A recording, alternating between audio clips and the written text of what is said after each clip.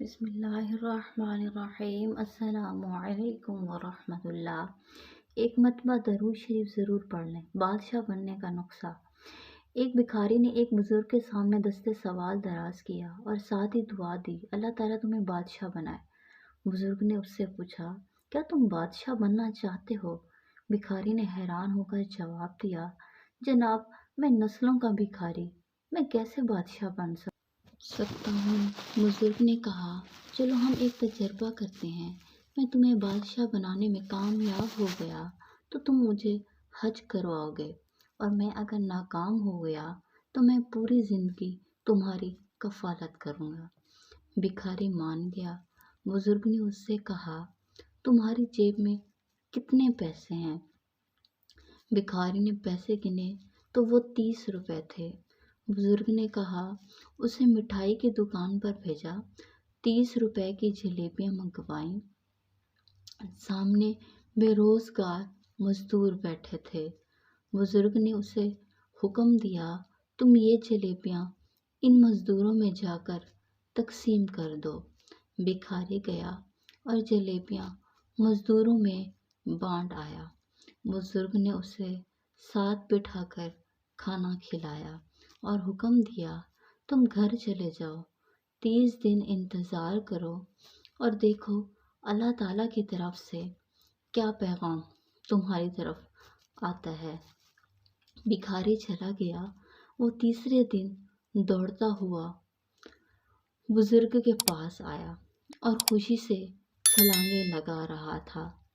بزرگ نے وجہ پوچھی تو بھکاری نے بتایا کہ مجھے پچھلے مہینے ایک کلرک نے بھیک میں پرائز بانڈ دیا تھا، میں نے وہ بانڈ سنبھال لیا، آج وہ بانڈ نکل آیا، میں بیٹھے بٹھائے 3 لاکھ روپے کا مالک بن گیا ہوں۔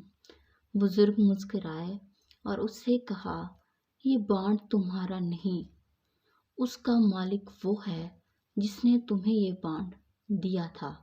تم بانڈ کے مالک کو تلاش کرو، یہ رقم اسے واپس کر دو اور انتظار کرو کہ اللہ تعالیٰ کی طرف سے کیا پیغام تمہاری طرف آتا ہے۔